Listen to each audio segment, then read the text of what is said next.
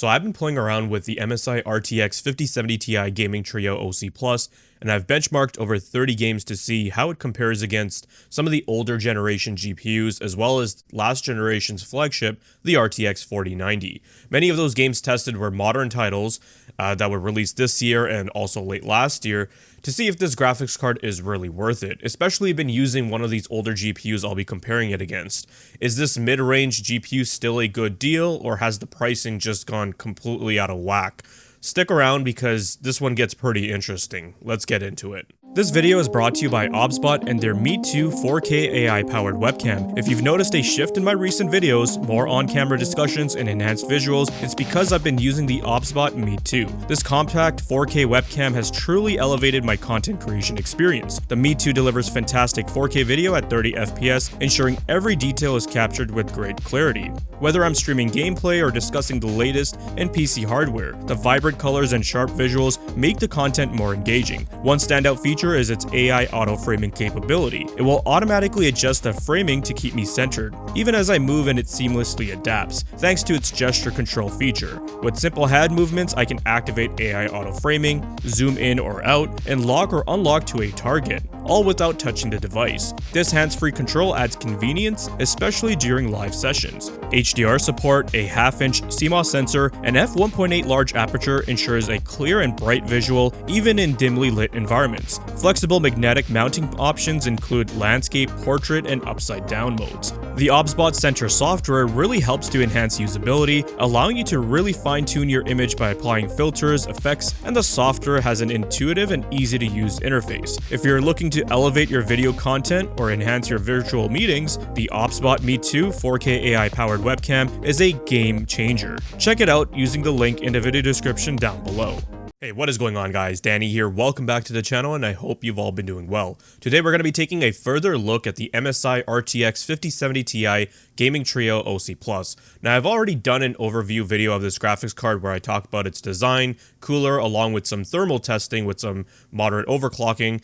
And basically the focus of that video was to get an overview of the card itself. So if you're interested in that, I'll have a link to that video down in the video description below. So for this video, what I wanted to do was focus solely on the gaming benchmarks, and I wanted to do a dedicated separate video towards this so I can show you guys as many benchmarks as possible and discuss them extensively. I'll be comparing the 5070 Ti to my RTX 3080 and also the RTX 2080. The reason why is because, well, I'm not a huge channel, so I don't have a plethora of GPUs laying around. These were some of the older GPUs I did have on hand. And two is because when these GPUs came out, they were around the same price as what the 5070 Ti should be going for in terms of MSRP. But do recall for the RTX 3080, which was released during the height of the pandemic, and then shortly after we had the 2021 crypto mining boom, so it was quite hard to find near MSRP, and chances are you probably overpaid for it if you did buy it at that time. Like how right now there's a shortage of RTX 50 series GPUs, and the vast majority of 5070 Ti models are going for well above MSRP. But this will serve as a nice comparison to those cards because someone who bought a RTX 3080 like 5 years ago or an RTX 2080 like 6 or 7 years ago might be feeling that upgrade itch and wants a GPU that costs around the same as what they had paid for back then, especially for these newer titles that we'll be taking a look at in this video. I think that's enough rambling for now. There's a lot of benchmarks and data we need to get through, so let's move on to the test system specifications. For the CPU, I'm using a Ryzen 7 9800X3D, which I've overclocked using PBO2 and Curve Optimizer. It's paired with 32GB of Patriot Viper DDR5 running at 6200 megatransfers CL28 with tuned some timings. The motherboard is an MSI MAG X870E Tomahawk Wi-Fi. For the storage, we're using Corsair's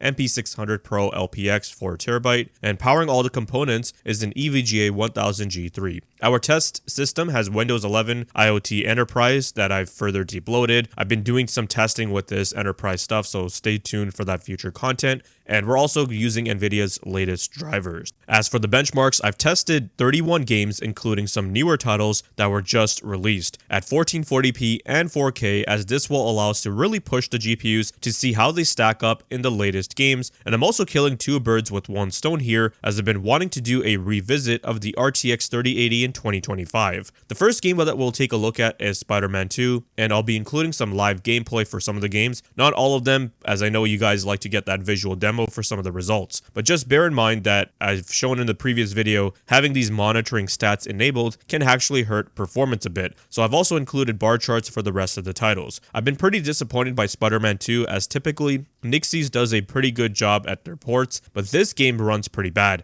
and has stuttering issues, while not looking that much better than Spider-Man Remastered, but I digress. Now in terms of performance, the 5070 Ti handles the game fairly well, though 1% lows could definitely be better. However, the 3080 is struggling due to some really bad lows, and the 2080 is basically unplayable in my opinion. So at 1440p, the 5070 Ti is basically like double the performance of the 3080 in this title and is miles ahead of the 2080. And impressively, it's only 15% slower than my 4090. All these GPUs are overclocked, by the way. When moving on to 4K, the gap between the 4090 and 5070 Ti widens to 21%, but both GPUs are showing poor 1% lows relative to the average FPS. The gap between the 5070 Ti and the 3080 also closes, but still 63% faster on average. I'm hoping with future updates, this will address the poor frame pacing and stuttering problems. Now, what was a breath of fresh air is Kingdom Come Deliverance 2, a game that looks great, is optimized very well, and doesn't have any dreadful shader compilations. The RTX 5070 Ti delivers excellent performance at 1440p using ultra settings, and relative to the 3080 and the 2080 especially, it's in a league of its own. With that said, the 3080 is still holding up well in this title, but the 2080 would need to have its settings turned down. Perhaps you need to use some upscaling. At 1440p, the 5070 Ti is 54% faster than the 3080 and a whopping 152% faster than the 2080. Then at 4K, we can see the 5070 Ti delivering decent performance. Here it's 46% faster than the 3080 and the 4090 is 30% faster than the 5070 Ti. Unfortunately, we're back to poor performance once again with Monster Hunter Wilds. I included this because despite the complaints about performance, it's like in the top 5 for player counts in Steam right now. But this is just atrocious. I swear I've seen better looking games on the Nintendo Switch which run better, and yet the performance here is horrendous. The 5070 Ti is able to deliver playable performance, and to the extent the 3080 as well, but the 2080 is doing very poorly, and you might have also noticed, but the 2080 is actually failing to load textures on the mount and on the grass. So at 1440p, the 5070 Ti is 51% faster than the 3080, and 277% faster than the 2080. Then at 4K, the 3080 really starts to suffer, probably due to the 10GB of VRAM that it has, and even though this game doesn't really look like it justifies using that much. And you'll notice I don't include the 2080 in the 4K results because I decided after seeing its performance in 1440p with the settings I was testing with, it wasn't worth it. I mean, sure, we can drop the settings for this GPU review, but I need to keep things consistent, and we're trying to push to other GPUs as much as possible. Next up, we have Indiana Jones and the Great Circle at 1440p Ultra, and for this comparison, we just have the 5070 Ti and the 3080, as the 2080 cannot run this game at these settings at 1440p, it just doesn't have enough VRAM and it insta crashes. Now I don't want to come off as if I'm crapping all over the 2080. I did do a revisit of this card a couple of months ago, and if you dial down the settings, then you can get a playable experience in these modern titles. It's just that for this review where I'm testing out the full potential of these cards, I need to use the higher settings, and if the 2080 can't run it, then unfortunately it's gonna have to be omitted. This game looks quite nice and runs well on both the GPUs. The 5070 Ti is 41% faster than the 3080, so it's not as large of a leap we've seen from the other titles, and is quite a bit slower than the 4090. Then at 4K, we see the 3080 really start to struggle, but the 5070 Ti is still delivering good, consistent performance. Moving on, and we have Stalker 2. Another game where I wasn't particularly impressed with the visuals, and the performance we're getting here isn't really reflective of that. The 5070 Ti of course delivers the best performance at these settings. The 3080 is also hanging in there, but the 2080 is really struggling, though you could lock it at 30 FPS for that console experience. But we can see that the 5070 Ti is 43% faster than the 3080 and is 16% slower than the 4090. Bumping up the resolution of 4K, we can see that the 5070 Ti is now delivering just shy of 60 FPS average, so if you want to maintain above that, you're going to have to lower settings or use upscaling, and the gap between it and the 4090 grows to 24%. Next up, we have Call of Duty Black Ops 6, and when it comes to these esports or competitive shooters, I'll always be benchmarking using low settings simply because in these games, gamers are often lowering their settings and prioritizing frame rate to stay competitive. So all GPUs here can deliver a good experience, but if you're someone who's playing these games on a high refresh 1440p to 40Hz monitor, then the 5070 Ti is going to really allow you to get the most out of that monitor. With that said, the 3080 is still also able to provide a good experience for those running a 144Hz monitor. Despite using lower settings where I thought we'd be mostly CPU bound, the 5070 Ti is a whopping 62% faster than the 3080 at 1440p and 152% faster than the 2080. Then bumping up to 4K, the 5070 Ti is still putting up some impressive figures, and relative to the 4090, it's just 13% slower, so that's not too bad. Black Myth Wukong is another demanding game, but I'm not disappointed here because the game does look very good, especially if you can play it on an OLED. But you can see that the 2080 is struggling quite a lot and can't even maintain 30 FPS consistently. The 3080 is also not doing great, and the 5070 Ti is the only one able to get above 60 FPS. So this is a game where you'll have to turn down some settings and also utilize upscaling. I've played through this entire game on my 4K OLED using my 4090, and despite lowering some settings and using upscaling at 80%, it still looked great and definitely alleviated the low performance. At 1440p, the 5070 Ti manages to be 46% faster than the 3080 and 169% faster than the 2080. Then at 4K, we can see that gap widen a bit, where now it's 48% faster than the 3080, while the 4090 is 28% faster than the 5070 Ti. The next game we have is Warhammer Space Marine 2, and this is a really fun game and it runs decently well too. The 5070 Ti at 1440p using ultra settings has no issues getting well over 100 FPS, so you can enjoy this action-packed game with a smooth experience. The 3080 also does decently here as well, but for the 2080 you are going to have to lower settings or use upscaling. The 5070 Ti in this title is a whopping 70% faster than the 3080, and compared to the 2080, it's 184% faster. Then at 4K, we can see both the 5070 Ti and the 4090 delivering good performance, but the same cannot be said for the 3080, which is now only able to maintain around 40 FPS average. Moving on, and we have Horizon Forbidden West, which was a solid port from Nixie's. Here, the RTX 5070 Ti is able to provide us with really good frame rates at 1440p. The 3080 can also provide the user with pretty decent performance as well, but the 2080 is struggling here to get around 40 to 45 FPS. In this title, we find that the 5070 Ti holds a 48% advantage over the 3080 and is 148% faster than the 2080. The 4090, however, finds itself in a league of its own, where it's 31% faster than the 5070 Ti. Then at 4K, the 5070 Ti extends the lead over the 3080, but the gap between it and the 4090 widens a bit as well. The last game we'll be taking a look at for our side-by-side comparisons is Lies of P. This is a really fun Souls-like game, and just recently they announced a new DLC for it, so I'm super excited about that. I definitely recommend checking this game out. And the devs did a pretty good job with optimizing this game, as all three GPUs are able to deliver excellent performance at 1440p using the best quality preset. With that said, the 5070 Ti is 52% faster than the 3080 in this game and 154% faster than the 2080. So if you want to play this on a high refresh monitor, then the 5070 Ti will fulfill that role pretty well. At 4K, we find the 5070 Ti extends its lead to 61% over the 3080, and while the 4090 is 28% faster. Next up, we have Assassin's Creed Mirage, and thankfully this game runs quite well across all GPUs. At 1440p, the 5070 Ti holds up strong, delivering smooth gameplay even at ultra settings. Compared to the 3080, it's 44% faster,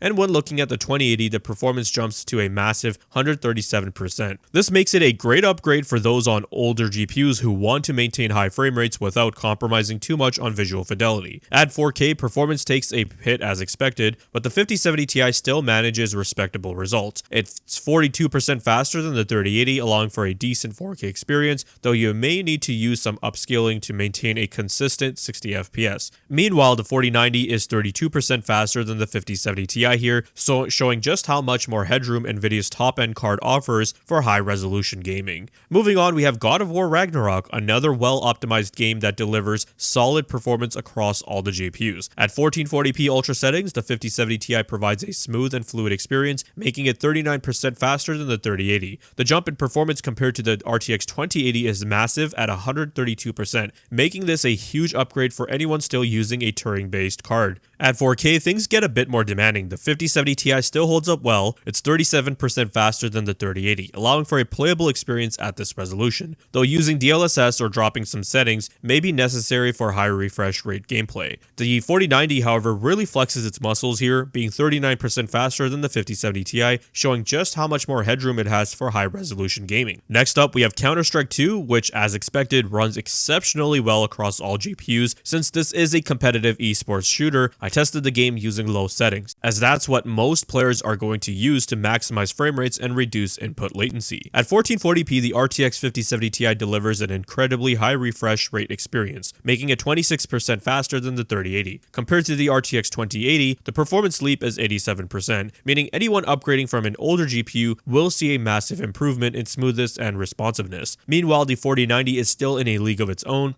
being 15% faster than the 5070 Ti at this resolution. At 4K, the 5070 Ti continues to shine, being 31% faster than the 3080, making it a great option for those wanting ultra-high refresh gaming at higher resolutions. The RTX 4090, however, pushes things even further, offering 44% more performance than the 5070 Ti, though at these frame rates we're well into the diminishing returns territory. Next up, we have Starfield, a game that still struggles performance-wise despite multiple updates. At 1440p ultra settings, the 5070 Ti holds up well, coming in 48% faster than the RTX 3080. Compared to the RTX 2080, it's 140% faster, making it a massive upgrade for anyone still on Turing hardware. Meanwhile, the RTX 4090 is 29% faster than the 5070 Ti, showing its brute force advantage. At 4K, Starfield becomes even more demanding, and while the 5070 Ti remains playable, it's 39% ahead of the RTX 3080, but could still benefit from using maybe upscaling or lowering settings. The RTX 4090 extends its lead here, offering 37% more performance than the 5070 Ti, though both GPUs still struggle to maintain consistently high frame rates at native resolution. Next up, we have Ratchet & Clank Rift Apart, which runs well even without ray tracing enabled. At 1440p, the RTX 5070 Ti delivers strong performance, coming in 54% faster than the RTX 3080 and 269% faster than the RTX 2080, making it a huge generational upgrade. The RTX 4090 is 23% ahead of the 5070 Ti, though at these frame rates the difference is less noticeable. At 4K, the 5070 Ti still holds up well, being 55% faster than the RTX 3080, though some settings adjustments may be needed for a logged 60+ FPS experience. Meanwhile, the 4090 extends its lead to 30%, showing its muscles at higher resolutions.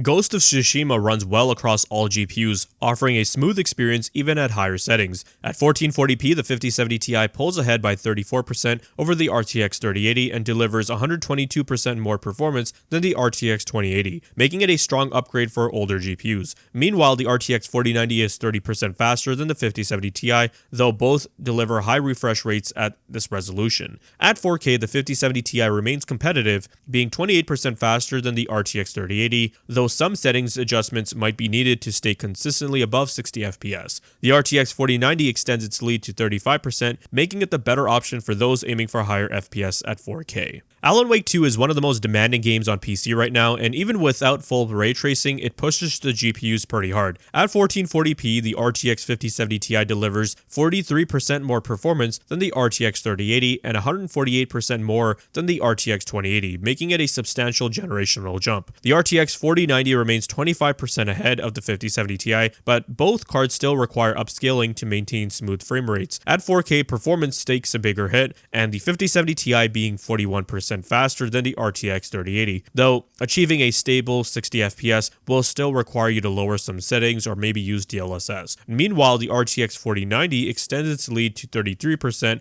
showing its raw power and ultra demanding titles. Remnant 2 is another demanding title, but the RTX 5070 Ti manages to hold its own. At 1440p, it delivers 47% more performance than the 3080 and 150% more than the RTX 2080, making it a great option for players looking to upgrade. The RTX 4090 still takes the lead, coming in 22% faster than the 5070 Ti. At 4K, the 5070 Ti remains playable, being 40% ahead of the RTX 3080, though enabling DLSS or lowering settings will be necessary for smoother gameplay. Meanwhile, the RTX 4090 is 29% faster than the 5070 Ti, reinforcing its dominance in high-resolution gaming. The Last of Us Part 1 had a bit of a rough launch on PC, but after multiple patches, performance has improved significantly. At 1440p, the RTX 5070 Ti delivers 58% more performance than the RTX 3080 and 272% more than the RTX 2080, making it a massive upgrade for older GPUs. The RTX 4090 pulls ahead, coming in 21% faster than the 5070 Ti. However, the 2080 struggles really badly here, not just in averages, but also 1% lows, which drop to a stuttery mess, making the game nearly unplayable without serious compromises, and I think it was because it was hitting its VRAM limit. At 4K, the 5070 Ti remains playable, being 53% faster than the 3080, though DLSS or settings adjustments will be necessary for a consistent experience. Meanwhile, the RTX 4090 extends its lead to 26%, making it the best option for 4K gaming at higher refresh rates. Senua's Saga Hellblade 2 is a visually stunning but extremely demanding game, making it a real stress test for modern GPUs. At 1440p, the 5070 Ti delivers 35% more performance than the RTX 3080 and a massive 174% improvement over the RTX 2080, which struggles significantly. The RTX 4090, however, is still 31% ahead of the 5070 Ti, reinforcing its lead in high-end performance. At 4K, the game becomes even more punishing, with the 5070 Ti being 53% faster than the RTX 3080, though it still requires a reduction in settings or perhaps upscaling for a smoother experience. Meanwhile, the RTX 4090 holds a 30% advantage, making it the best choice for those looking to max out visuals at this higher 4K resolution. Total War Warhammer 3 is a CPU-heavy game, but strong GPUs still play a crucial role in achieving smooth frame rates. At 1440p, the 5070 Ti outperforms the RTX 3080 by 65% and the RTX 2080 by 155%, making it a huge generational upgrade. The RTX 4090 still holds a 21% advantage, but the diminishing returns set in at this resolution. At 4K, the 5070 Ti continues to impress, being 59% faster than the RTX 3080, though some setting tweaking may be required for an ultra-smooth gameplay.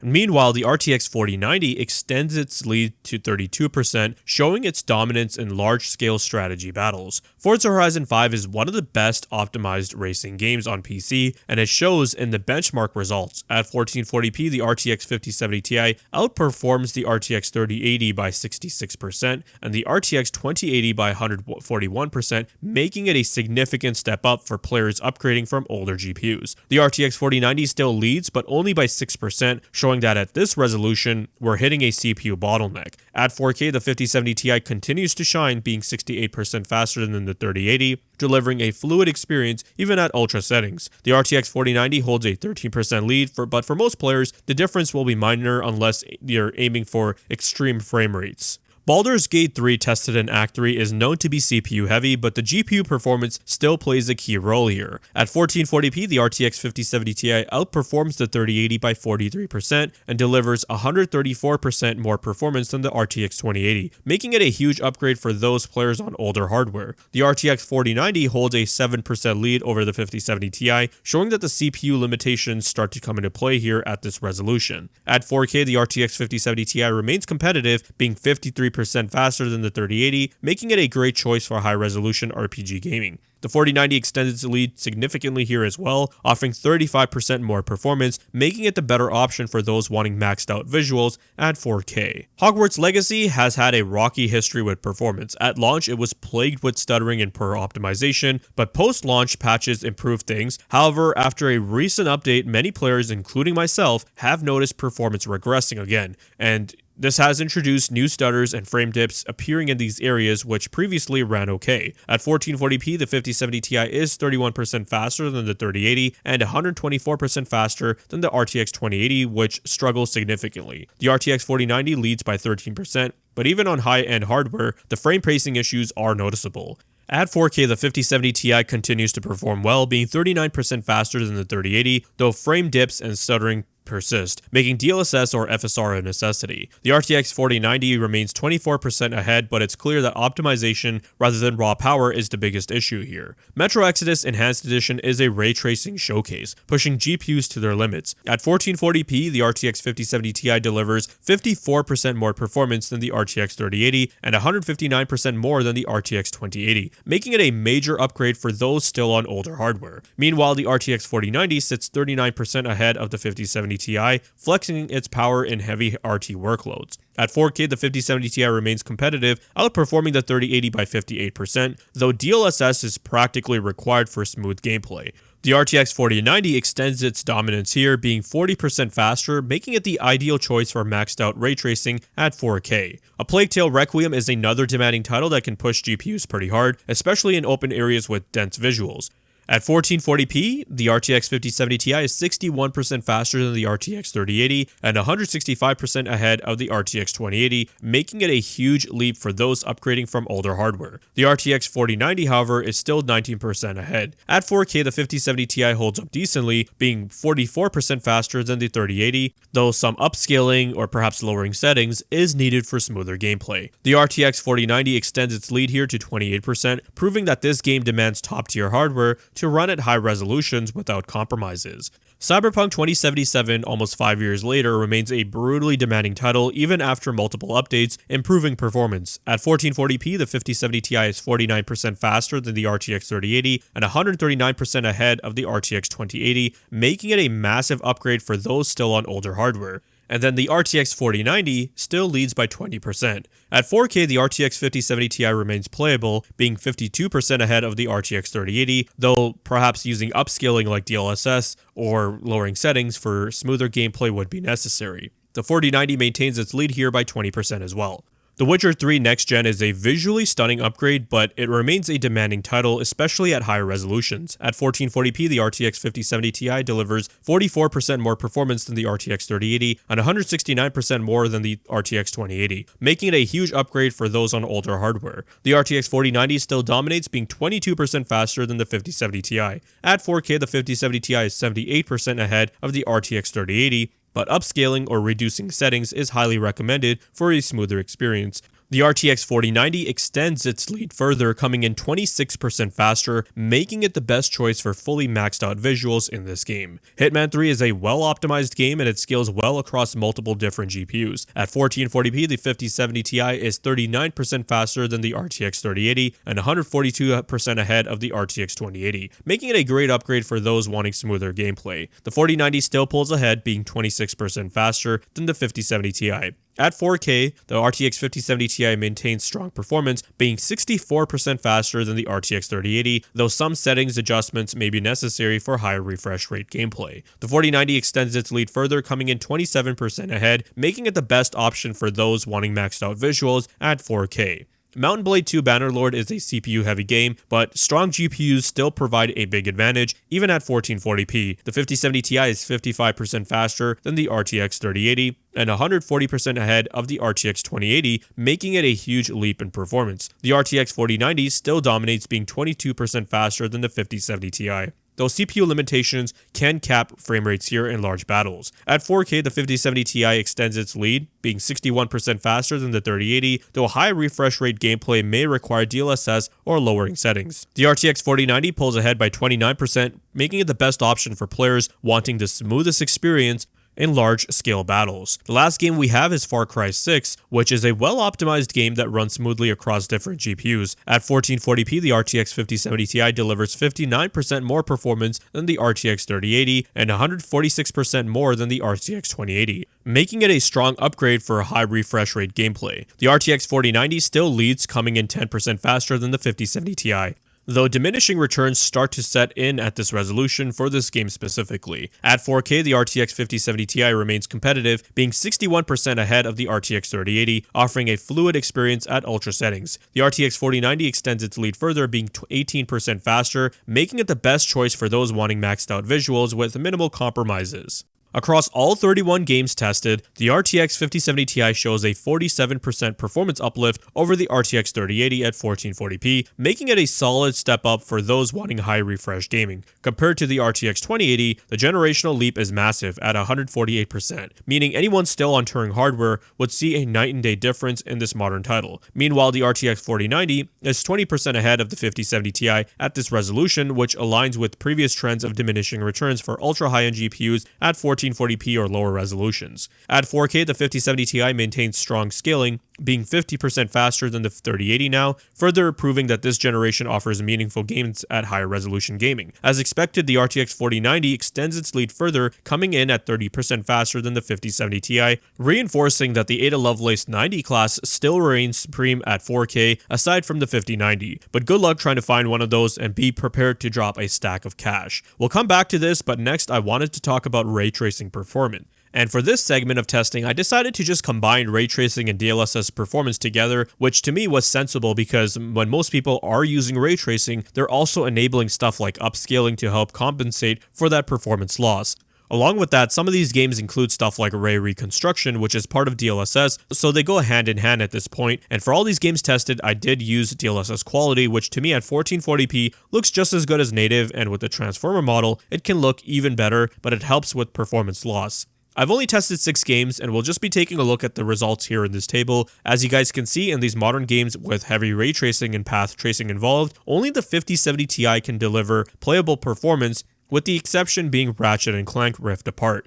Indiana Jones, even though it uses built-in ray tracing, didn't actually run on the 3080 or the 2080 because in order to get the full RT options, you need a graphics card with at least 12 gigabytes of VRAM or more. This highlights a growing VRAM requirement trend for next-gen ray tracing implementations, which could limit the longevity of lower VRAM GPUs in future releases. Across the 6 comparable games, the 5070 Ti consistently outperforms the RTX 3080, showing that Blackwell's architectural improvements and DLSS upscaling help mitigate RT performance hits. The RTX 5070 Ti is anywhere from 60% to 80% faster than the 3080, making it a major improvement for users who prioritize ray-traced visuals. Spider-Man 2 sees the 5070 Ti nearly doubling the performance of the 3080, hitting 78 FPS average versus 38 FPS at ray tracing ultimate preset with the DLSS quality mode turned on. Ratchet & Clank Rift Apart allows the same trend, with the 5070 Ti reaching 164 FPS average versus 99 FPS on the 3080, a 66% improvement. Black Myth Wukong shows similar scaling, with the 5070 Ti pulling 69 FPS, nice, compared to just 30 FPS on the 3080, more than doubling the performance. The 2080 is a non-factor here basically, so if you have one of these cards and you're wanting to get into ray tracing performance at 1440p or higher resolutions, with these newer games, you're definitely going to want to upgrade now. Well, there you guys have it. After taking a look at the results, I gotta say I am a bit disheartened, and that's not because I was disappointed with the performance I was seeing from the RTX 5070 Ti, because as you guys saw, it was able to handle 1440p native with ultra settings just fine, and there were also plenty of games at 4K where it could deliver a smooth experience. So comparing that to someone who's using an older GPU like an RTX 3080 or the 2080 from nearly 7 years ago, it's a pretty significant jump. You're looking at 50% faster performance compared to the 3080, or compared to the 2080, it's like 148% faster. So leaps and bounds faster. It would be a heck of an upgrade. My disappointment stems from how if there was an individual in this situation where they want to upgrade, they can't easily do so because the stock situation is just absolutely horrendous. And on top of that, when the card is in stock, it is sold well above MSRP. If this GPU could be found readily available and for $750, you know, maybe a little bit of a markup here or there, it honestly isn't a bad GPU. I would say it would have been the best bang for the buck GPU in the entire 50 series stack, because you could have gotten essentially 4080 performance or 4080 super performance for less than $250. And as I've demonstrated, for the vast majority of gamers out there, that level of performance is plenty. This model in particular is listed over on Newegg for about $880 and is actually out of stock right now. And the more premium models that are marked up higher, that are going for over $900, are also out of stock. So I can see why there's been so much negativity in the PC hardware space. It's just frustrating, and you know, it's hard to make easy recommendations. With that said, that really isn't going to be stopping me from doing testing and benchmarks for you guys, as this will still be, one of my main hobbies. I enjoy tinkering around with this stuff. And, I've got plenty more content coming. You probably noticed I haven't really been uploading as much lately on the channel.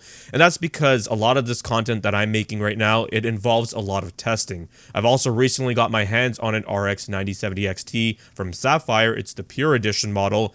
And, I can't wait to bring you guys more results when I compare it against the 5070 Ti. So we're going to be doing a nice head-to-head comparison. I'll also be showcasing benchmarks with these same older GPUs, and that's going to get really interesting and fun. But as for now, that's going to be wrapping it up for this one, and we'll touch base in the next video. If you guys found this video to be informative and entertaining, then leave a like.